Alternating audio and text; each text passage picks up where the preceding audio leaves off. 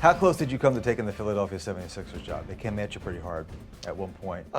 Dangled a lot of money. Yeah, there was a couple times that I talked to them, and as the years go by now, I don't remember each one, but the one that was very close was when Ed Stefanski was the president and general manager. He's my neighbor.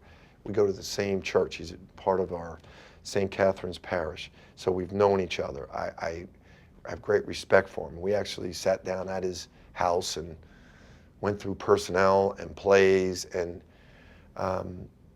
then I just had to walk out there and say, do I want to leave Villanova to do this? I would love to be the coach of the 76ers. I would, but I don't want to leave Villanova. I just I love my job so much.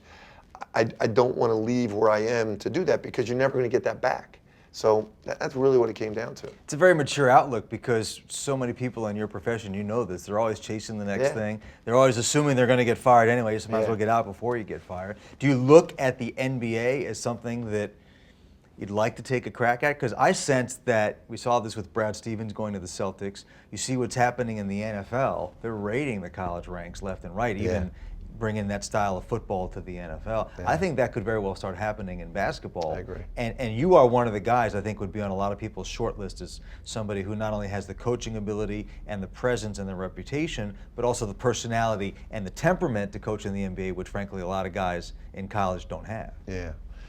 And you know what? And I think I would too. I think I would really enjoy it. But Seth, I know it's corny, but I just think about it. I grew up in Philly. All my family's there. Villanova was my favorite team. We graduate 100% of our players. We get to have the whole campus, from our president down, wants to see these kids succeed, not just as players, but as men. I love that. And we're good. We got good players, and we can win.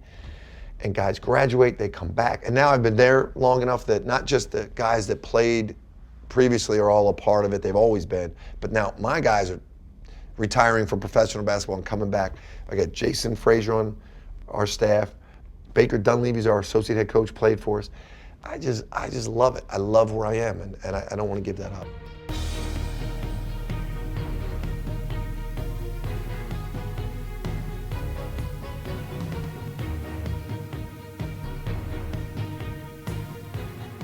When you look at these guys, like a Jim Calhoun coaching into his 70s, Jim Boeheim, Krzyzewski's getting up there, I guess. But guys can go until their late 60s, early 70s. Do you look at that and think, boy, that'd be pretty cool if that worked out and what I want to do? Or do you look at that and say, there ain't no way in heck that I'm going to coach when I'm 70 years old. I'm doing something else. You know what?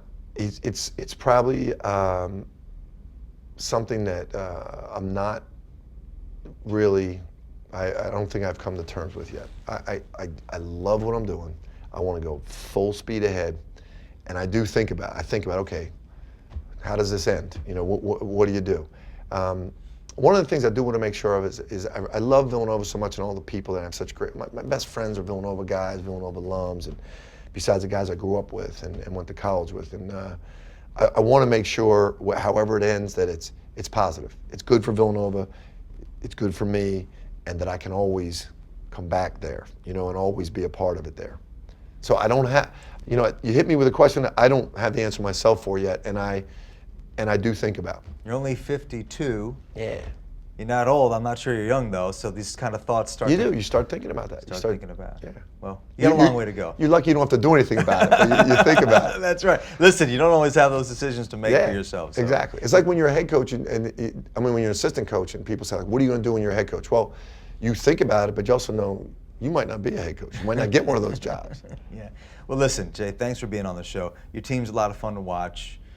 You're a great asset for college basketball. The relationship and the culture that you've built at Villanova, I think people look at that as something that college sports is supposed to be. So all you got to do is win them all, and it's all going to end well. Thanks, buddy. I appreciate it, Jay. Great Thanks to see for being you, on man. the show.